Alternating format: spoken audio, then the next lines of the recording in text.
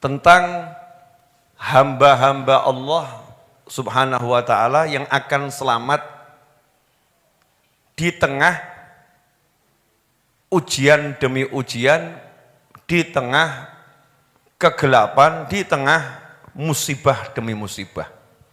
Ya, hamba-hamba Allah yang akan selamat. Mudah-mudahan kita semua termasuk hamba-hamba Allah tersebut. Amin. Disebutkan dalam sebuah hadis, takunu fi ummati fitanun la yanju minha illa man ahyahu Allah bil ilm. Umatku akan mengalami berbagai macam fitnah. Ini sabda Nabi Muhammad SAW.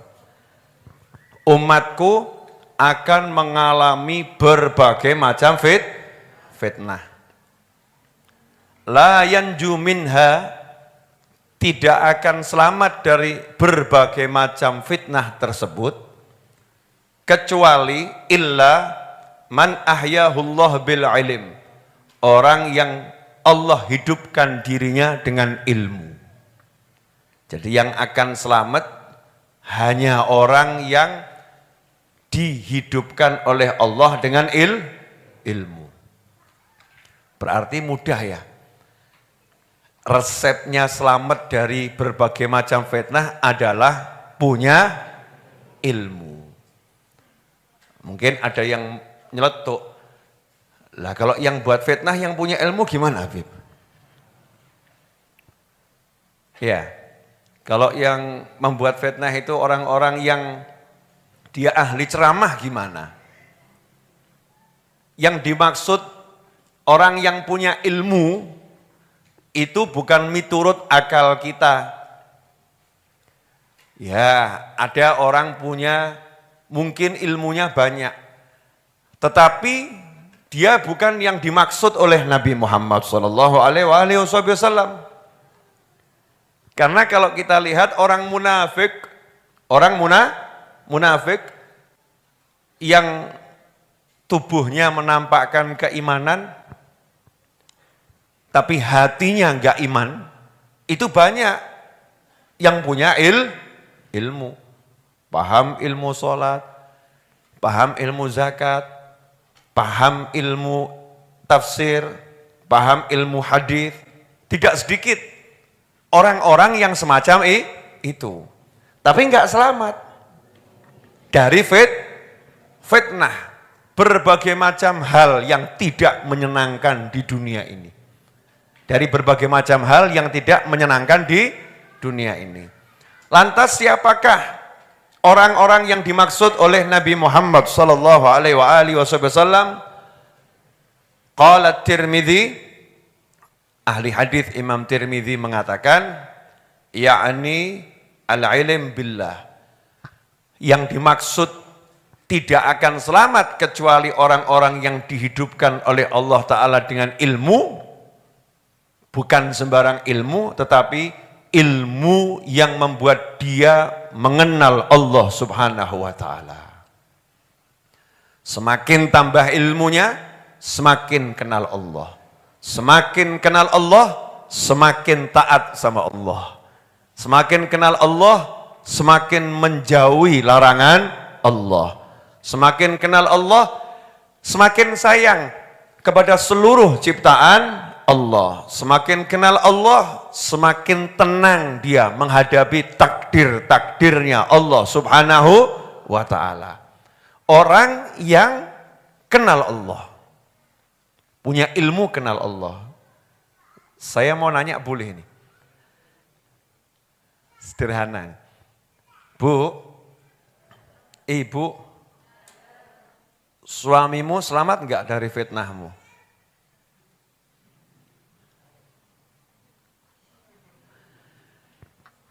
Maksudnya gimana, Habib? Gini loh, misalnya ada seorang istri marah-marah kepada suaminya, mencela-cela suaminya. Itu kira-kira suami yang gak akan stres yang modelnya bagaimana?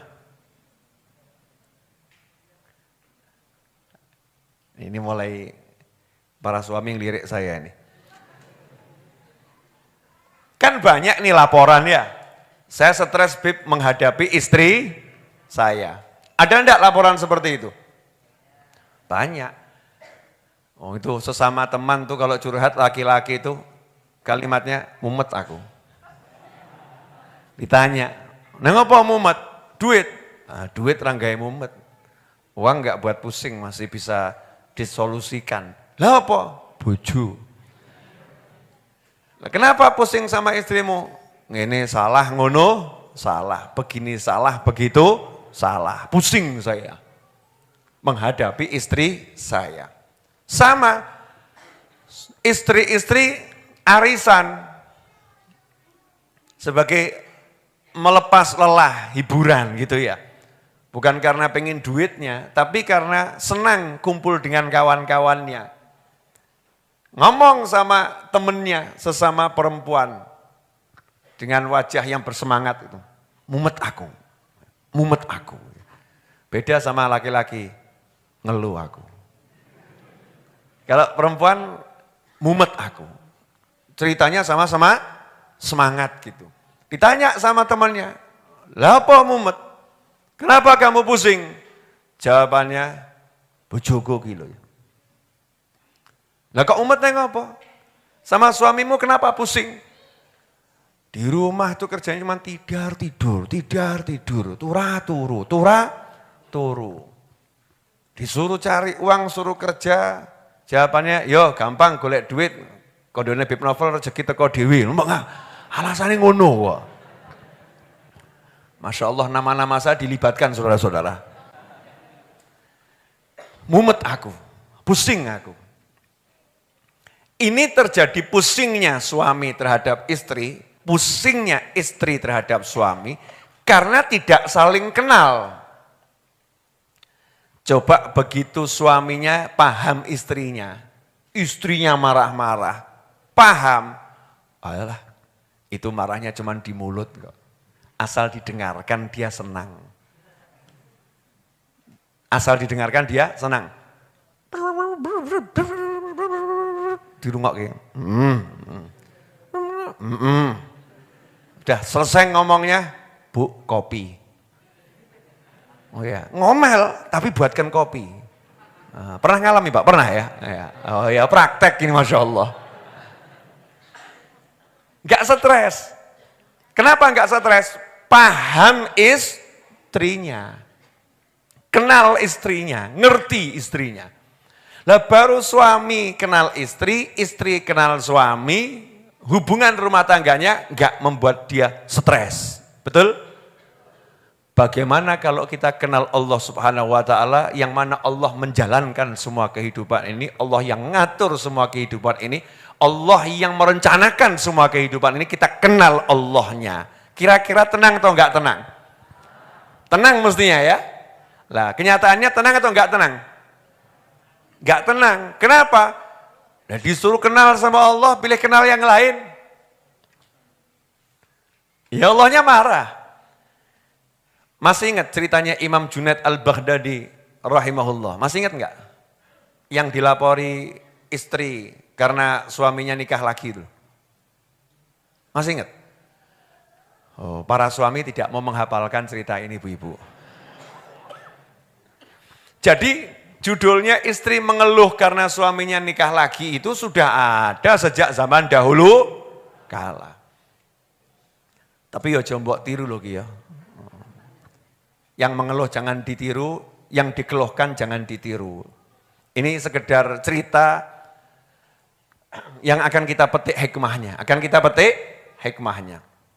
Suatu hari Imam Junaid Al-Baghdadi, pemimpin para sufi rahimahullah, lagi duduk sama murid-muridnya, didatangin seorang istri yang langsung curhat terang-terangan. Ya Syekh, guru, saya mau apa ya? Bukan curhat sebetulnya. Mau melaporkan suami saya. Ngelaporkan suaminya sama ulama. Maksudnya ya biar suaminya itu dinasehatin ya. Ya dan maksudnya biar dia lega juga gitu ya. Curhatnya pada ulama besar gitu. Minimal kasusnya diketahui sama ulama besar. Ada apa Bu? Tenang, ada apa? Itu kalau bahasa kita gitu sekarang. Suami saya nikah lagi. Sama bahasanya emosi marah. Coba kalau ibu-ibu mengalami seperti itu, marah atau enggak marah? Ngomong atau Bu? Ngomong oh. Bu, kalau ngalami seperti itu marah atau enggak marah? Nah gitu loh ya.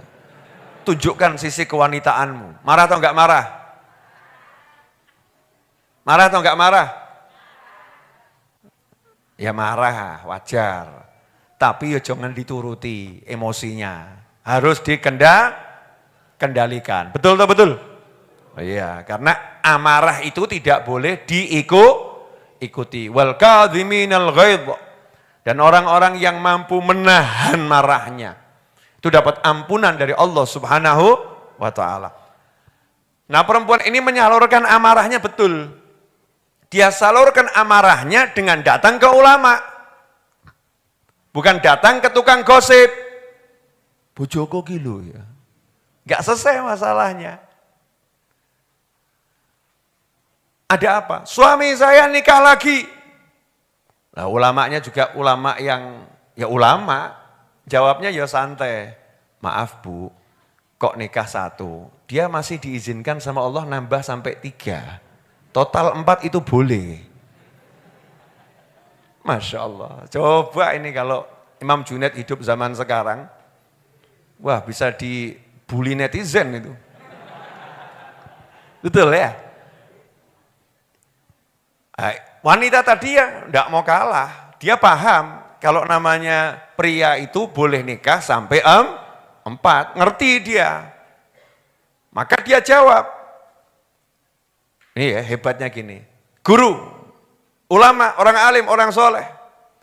Kamu tuh nggak tahu wajah saya. Seandainya halal buat kamu melihat wajah saya, cadar saya ini akan saya lepas biar kamu lihat kecantikan saya. Nanti kamu akan mengatakan, bojo ayu ngene kok jeng lirik liyane, kebangetan awakmu. Oh istri cantik seperti ini kok masih ngelirik yang lain, keterlaluan kamu. Nanti kamu akan ngomong seperti itu. Jadi saya ini marah wajar. Wong aku ayu pol kok dejek rabi meneh. Masya Allah. Jadi ibu-ibu kalau marah sadar diri dulu. Harus punya bahan gitu loh maksudnya ya. Enggak asal marah. Ini marahnya orang wanita solihah ini buka cadar aja enggak berani. Apa jawaban Imam Junaid? Dengar kalimatnya. Tidak berkata apa-apa, pingsan. Blok, semaput. Setelah siuman ditanya, kok pingsan kenapa? Lah wong dia itu baru pede dengan kecantikannya, marah suaminya itu ngelirik wanita lain. Bagaimana Allah enggak marah sama kita ketika kita melihat selain Allah? Ratekan awakmu, ratekan. Enggak level kita sama Imam Junaid, emang enggak level. Nama juga pemimpin sufi. Kalau kita kerungu ini ya biasa-biasa wae, apa ya ngono apa? Enggak nyampe kerasa tuh. Saya alhamdulillah enggak apa-apa, ngerti dulu ilmunya gitu ya. Kalau perempuan tadi dia dimadu, dia marah karena dia cantik gitu ya, dia marah. Maka apakah Allah enggak marah ketika kamu melirik yang lain, sementara Allah yang maha baik, Allah yang maha bisa, Allah yang maha kuasa, Allah yang maha indah, Allah yang maha segala-galanya. Allahmu seperti itu, kok kamu ngelirik usahamu, ngelirik temenmu, melirik apapun lah teori yang ada pada dirimu, itu lebih kamu utamakan daripada Allahmu. Ya Allahnya marah. Mulai paham? Nah, kalau ibu-ibu tadi marahnya bisa nyakar-nyakar, kira-kira kalau Allah marah seperti apa? Kalau ibu tadi marah bisa banting-banting, bisa banting? Bisa enggak Bu banting suaminya kalau lagi marah begitu? Suaminya loh Bu, jangan yang lain loh ya. Bisa enggak banting suaminya? Wah kuatnya luar biasa. Bisa. Hati-hati Mas, hati-hati. Cuma macam-macam awakmu. Banting repot nanti. Bisa. Sanggup Bu? Nah, nanti kalau udah dibanting kemudian tulangnya patah, yang rawat siapa? Yang banting gak tega tetepan. Ya ngono, makanya juga golek perkara, nek ngene piye rasane gitu ya. Wanita itu Masya Allah, cinta sama suaminya. Cinta sama suaminya. Masya Allah. Jelas sampai di sini.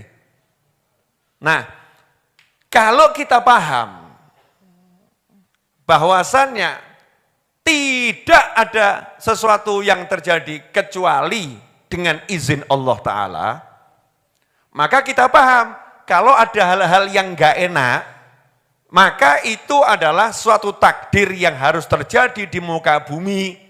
Tugas kita cuman satu, kalau enggak enak namanya sabar. Kalau enak namanya syukur. Selesai. Paham dia. Contoh, mas-mas ini yang mungkin ibas pandemi di PHK, nganggur, enggak bisa kerja, enggak punya duit. Tuntutan keluarga butuh uang banyak. Terus nggak punya uang, pusing atau nggak pusing? Pusing kalau nggak kenal Allah, kan gitu ya? Pusing, gimana? Tapi yang kenal Allah lain, yang kenal Allah lain. Saya mau nanya, kira-kira itu hujan itu akan terus turun atau ada waktunya berhenti? Ada waktunya berhenti. Panas matahari itu akan terus menyinari kamu sepanjang hari atau ada jamnya? Ada jamnya. Berdasarkan riwayat hidup yang kamu jalani, selama ini penderitaan itu selama bertahun-tahun atau hanya sesaat dalam setahun? Sesaat dalam setahun. Setelah itu penderitaannya hilang atau enggak hilang? Hilang. Meskipun nanti muncul penderitaan yang lain lagi. Tapi hilang atau enggak hilang? Hilang. Jadi ketika ada penderitaan dan hal yang enggak enak, maka ingat bahwasannya semua ini akan selesai dengan sendirinya. Akan selesai dengan sendirinya. Enggak punya duit, nanti akan punya duit dengan sendirinya. Punya duit, nanti akan habis juga dengan sendirinya. Sesuai dengan perjalanan takdir masing-masing. Dia akan jalankan tugasnya. Begitu enggak punya duit, dia sabar. Ojo nganti maling, selesai. Aku akan jual televisi, aku akan jual motor, aku akan jual handphone, tapi tak akan pernah kujual diri. Itu keren. Itu namanya orang sabar. Aku akan jualan dengan lisanku, tapi aku tak akan pernah berdusta dengan lisanku. Sabar. Meskipun pahit, sabar dia. Dia paham karena ini pasti akan selesai. Karena Allah menjanjikan, ya sesungguhnya bersama datangnya kesulitan, Allah siapkan dua kemudahan. Nah makanya orang-orang yang alim billah, kenal Allah Ta'ala nyantai. Contoh, ya memang susah sih buat orang-orang seperti kita ini kalau enggak iman ya susah. Kalau iman ya enggak susah. Alhamdulillah kita mukmin ya, iman ya. Oh, ini kelasnya ya bukan kelas Nabi, tapi ya kelas pewaris Nabi kan ya bedanya ya bukan tipis sih, beda jauh ya. Tapi kan tetap minimal punya warisan Nabi itu yang namanya orang yang cari ilmu, betul. Saya ambil contoh di dalam Al-Quran saja, enggak usah jauh-jauh. Kisah wali dulu, jangan Nabi. Wali dulu ya, jangan Nabi. Nanti kalau Nabi jenengan akan ngomong, oh, itu Nabi gitu ya. Tapi kan Nabi untuk dicontoh ya, untuk dicontoh. Sekarang kita kisah wali dulu. Nah ini tim Jok alhamdulillah bekerja. Berarti jamaahnya banyak yang gak hadir. Paham ya? Berarti kopinya tuh turah. Udah sana, ibatan ya buat yang lain. Jazakumullah khairan. Angkut nih Gus. Luar biasa ya, subhanallah. Begitu bahas itu solusi jalan keluar, langsung kopi itu keluar itu. Saya nggak paham ya. Dan saya dikasih gelas yang berbeda. Alhamdulillah. Biar bekerja dulu nih tim Joknya nih, biar nggak grogi. Alhamdulillah. Oke, lanjutkan ya. Nah, tahu kisahnya Sayyidatuna Maryam alaihassalam? Banyak Bib, yang mana? Sayyidatuna Maryam alaihassalam itu pasti bukan nabi karena perempuan. Hamil, kandungannya besar, hampir melahirkan. Lapar, dicaci, dimaki, dihina, difitnah.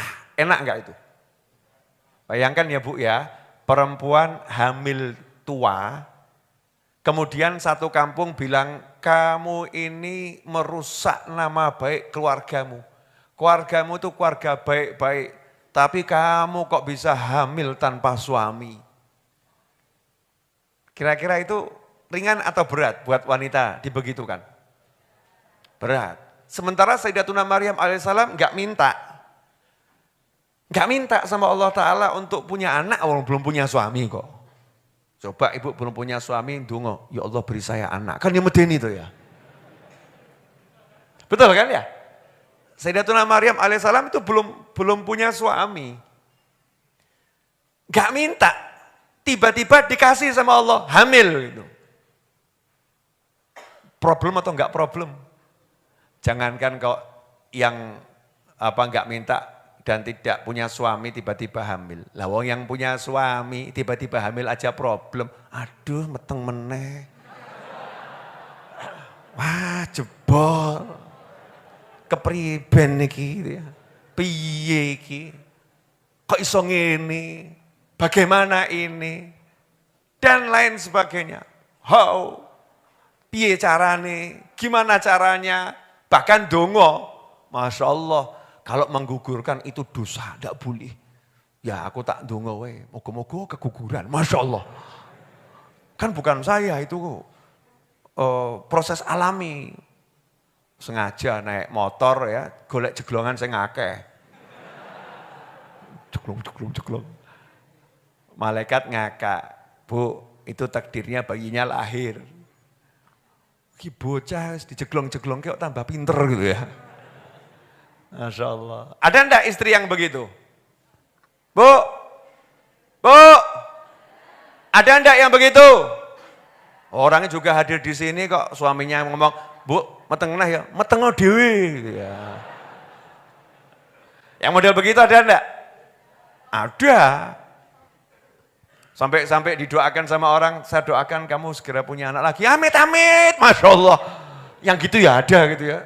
Habib kok tahu ya, saya yang ngalami ketemu orang begitu kaget juga orangnya ngomong gitu saya kaget. Masya Allah. Perempuan saking takutnya punya anak. Nanti enggak bisa ngurus dengan baik. Ya mungkin dia suaminya ya modelnya begitu sakarepe dewe, enggak ngewangi ketika menyusui, suaminya enggak bantu nyusuin. Maksudnya ngasih itu loh, apa namanya, susu kaleng tuh loh ya. Malam-malam ya yang buatkan ya istrinya, ya yang megang ya istrinya, suaminya ngorok tok gitu ya. Capek istrinya, makanya ngomong meteng dhewe. Silakan hamil sendiri.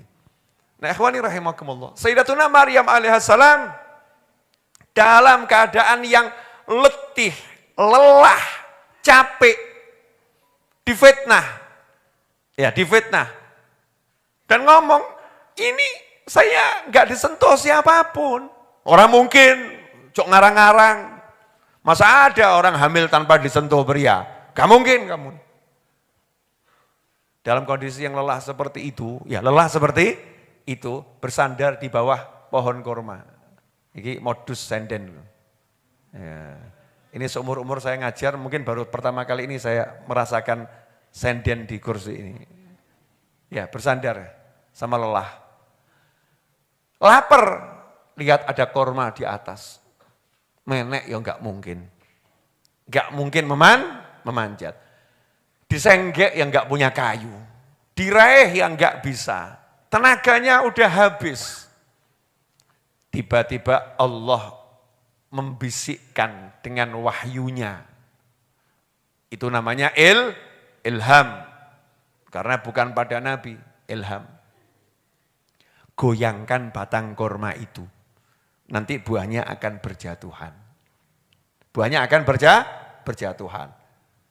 Sayyidatuna Maryam alaihissalam ketika menghadapi yang gak enak, ketika difitnah, ketika dicaci, ketika dimaki, ketika dihina, ketika lemah, ketika letih, ketika lelah, istiqomah, tetap percaya, happy ending. Pasti nanti pemenangnya adalah aku. Pasti nanti Allah akan memberikan jalan keluar. Pasti Allah akan ngasih solusi. Ya nyantai, dijalani, semua tadi dijalani, capek ya dijalani, tapi tidak merasakan itu. Karena hatinya dihibur sama Allah Subhanahu wa ta'ala. Goyangkan batang korma, dipegang, ya diobah, tak gak obah. Buahnya berjatuhan. Setelah itu bayinya lahir. Masalah atau enggak masalah? Masalah. Mesti kan kalimat-kalimat enggak jelas muncul ya. Anak haram, yang ini dan lain sebagainya. Nyantai Sayyidatuna Maryam alaihissalam paham. Pasti Allah akan kasih solusi. Kemudian Allah ngasih solusi apa? Suruh nanya saja sama bayinya. Tiba-tiba bayinya bisa ngomong. Dari dicaci, dihina, difitnah, akhirnya dikeramatkan. Ini wanita suci. Betul. Happy ending. Wanita suci, ini wanita yang luar biasa. Happy ending. Nabi Ismail alaihissalam.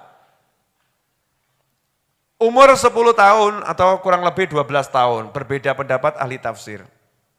Ayahnya tiba-tiba ngomong, lama gak ketemu, sekali ketemu ayahnya ngomong, nak semalam ayah bermimpi menyembelih dirimu.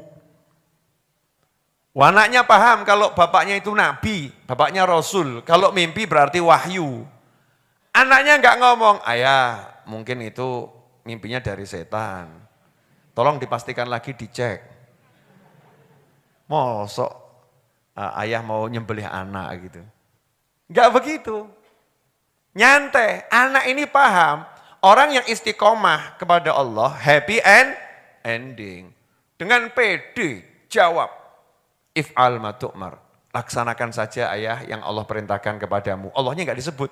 Laksanakan saja yang diperintahkan kepadamu. Nanti engkau insya Allah dapati aku termasuk dalam kelompok orang-orang yang sabar.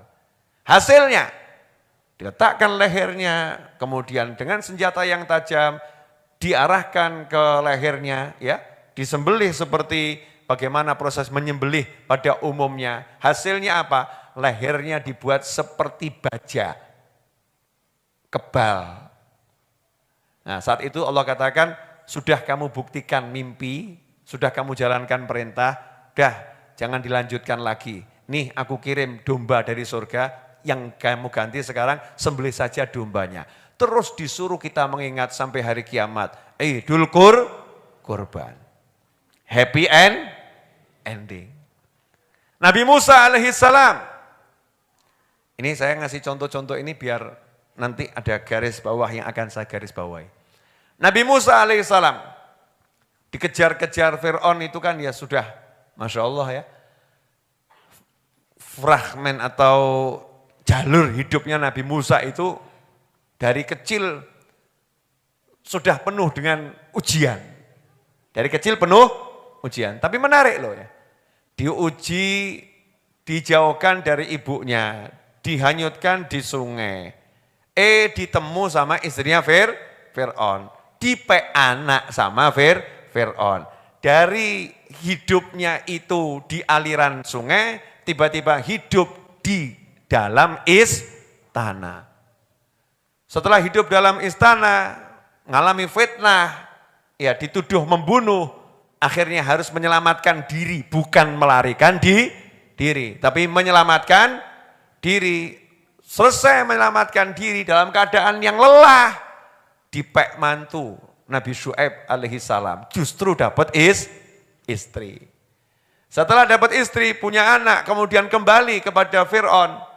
Mulai melanjutkan dakwah yang ada, ya penentangan yang luar biasa. akhirnya ngajak kaumnya semua untuk pergi. Lagi-lagi menyelamatkan dari siksaannya Fir'aun. Nyebrang lautan. Sebelum nyebrang lautan, ternyata depan ada lautan yang ganas, belakang Fir'aun dan bala tentaranya. Senjatanya lengkap, seperti Rusia lawan Ukraina. Kira gitu ya. Tapi kalau Rusia sama Ukraina kan ya disaksikan dunia ya. Ada pro, ada kontra. Lah ini enggak. Nabi Musa alaihissalam enggak punya senjata, umatnya enggak punya senjata. Di depannya laut, di belakangnya dikejar-kejar Fir'aun dan bala tentaranya dengan persenjataan yang lengkap. Kekuatan militer yang penuh. Apakah Nabi Musa galau? Enggak, nyantai. Kalla inna ma'iya rabbi sayahdin. Enggak ada judulnya, orang yang percaya sama Allah itu endingnya enggak bagus. Happy ending.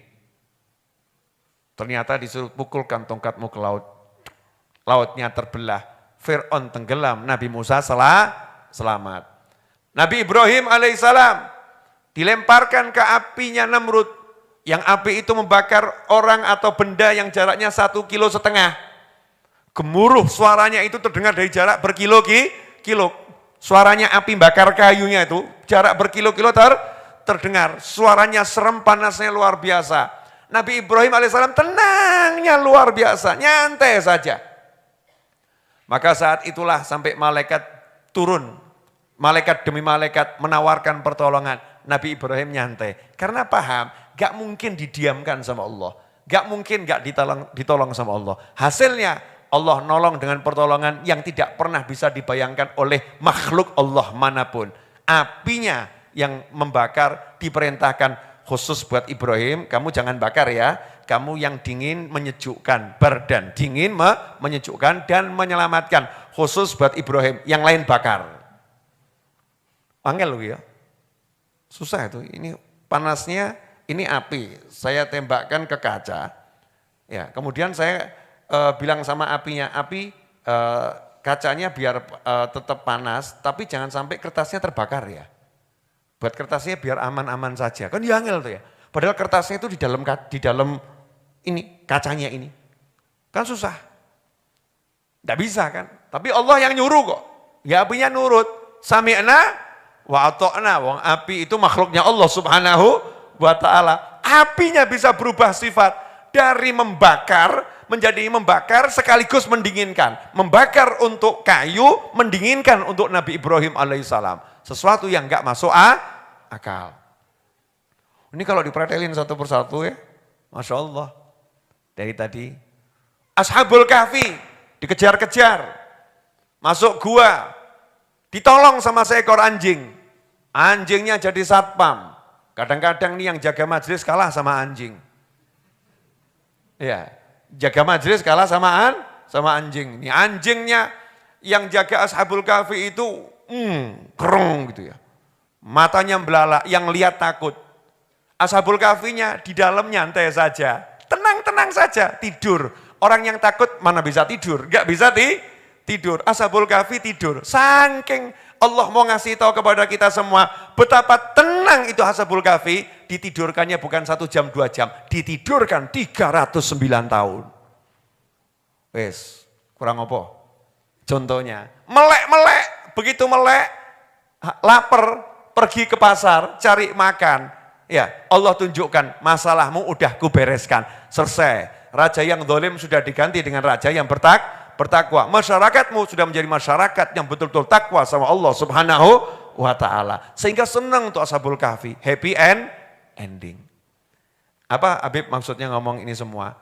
Maksudnya sederhana. Jadi orang hidup itu ngalami masalah itu biasa. Tapi bagaimana caranya ketika ada masalah, kamunya biasa. Orang hidup mengalami masalah itu biasa. Tapi bagaimana caranya ketika kita mendapat masalah, kitanya tetap biasa-biasa saja. Contohnya bagaimana Bib? Contohnya bagaimana Kiai? Contohnya bagaimana Ustadz? Contohnya bagaimana guru? Terserah siapa yang kamu sebut ya. Jawabannya sederhana. Api neraka itu panas enggak? Kayak wis roh-roh wae. Tahu Beb, taunya pakai ilmu Beb, nggak usah ngerasain. Oh iya betul. Kita ngomong panas karena kita iman sama Allah Subhanahu wa ta'ala. Panas api neraka itu. Panasnya luar biasa. Yang di neraka itu kira-kira terbakar atau enggak terbakar? Terbakar. Kecuali, aneh. Ada yang di neraka nyantai-nyantai saja. Di neraka nyantai-nyantai saja, bahkan bahagia.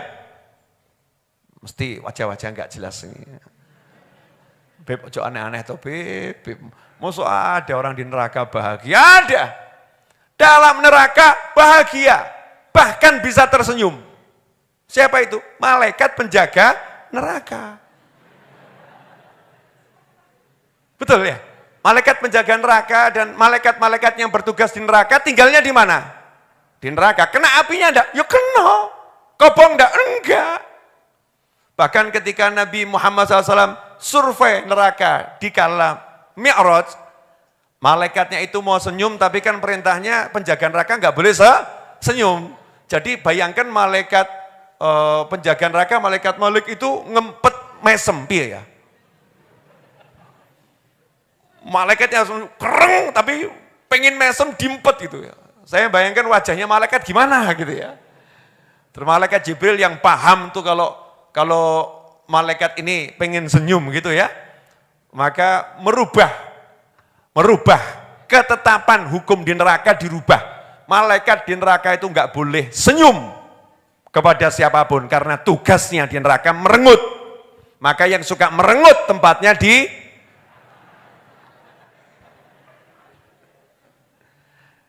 maka malaikat Jibril alaihissalam ngomong, senyum kamu. Ini Nabi Muhammad SAW. Seneng malaikat, boleh mesem. Di neraka boleh mesem. Ya hanya sekali itu. Ketika Nabi SAW survei, mesem malaikat puas, senyumnya luar biasa. Jadi di dalam neraka bisa senyum bahagia. Tidak terbakar, bahkan bertugas. Dengan puas ngajar yang layak diajar. Na'udzubillah min dzalik. Maksudnya bagaimana Habib? Dikatakan oleh para ulama, innallaha ibadan fi awqatil mihan wal mihan la tadurruhum. Allah punya hamba. Ada hamba-hamba Allah itu yang kena al-mihan, ujian dan berbagai macam ujian, permasalahan. Tetapi masalahnya enggak bisa membuat dia celaka. Apapun masalahnya enggak bisa mencelakai dirinya. Apapun masalahnya enggak bisa membuat dia susah. Sedih itu wajar. Tapi sedih karena Allah. Tapi enggak buat hatinya susah, enggak buat galau. Apapun masalahnya. Kok bisa begitu? Jawabannya kal malaikah. Seperti malaikat al-muwakkalina bin nar. Malaikat yang bertugas di neraka. Ya, malaikat yang bertugas di neraka. Wan nar la tadurruhum. Sedangkan neraka tidak bisa mencelakai malaikat tersebut. Kok enggak bisa celaka oleh api neraka? Kenapa? Karena malaikatnya menjalankan tugasnya Allah Subhanahu wa ta'ala. Maka resep kalau kita enggak pengen celaka, enggak pengen susah, enggak pengen terkena yang enggak enak dari masalah dan musibah model apapun, jalankan tugas dari Allah terhadap diri kita. Selesai. Disuruh sholat, sholat. Suruh bakti sama orang tua, bakti sama orang tua. Disuruh mengeluarkan zakat, keluarkan zakat. Disuruh tahan pandangan, tahan pandangan. Pokoknya perintah Allah jalankan, larangannya jauhi. Selesai. Nanti musibah model apapun, musibahnya mungkin nempel tapi nggak ngelukai. Apinya nempel ke malaikat tapi enggak ganggu malaikat. Pernah lihat film dulu, film kan khayalan yo. Yang ahli silat dari tangannya keluar api. Wah. Api dipegang. Bahkan apinya dijadikan senjata. Mortal Kombat. Wah. Betul gitu ya. Yang suka main game-game itu ya. Dari tangannya keluar api. Apinya enggak mencelakai, justru jadi senjata. Bisa dipegang, bisa dibuat mainan. Kok iso? Lawang dunia persilatan saja bisa percaya seperti itu kok. Ya, kamu mukmin kok enggak percaya? Kalau bahwasannya musibah itu bisa jadi mainan buat orang-orang soleh, justru menjadi senjata untuk menaikkan pangkat dan derajat untuk melawan kehidupan. Kan luar biasa. Ini mulai tanda-tanda pusing ini. Beb, malam ini kok ngajinya berat? Ya, judulnya aja bagaimana cara hidup di tengah musibah. Betul kan ya? Makanya dulu Pak Jokowi, Presiden RI pernah mengatakan di awal pandemi. Ya, pernah mengatakan di awal pandemi.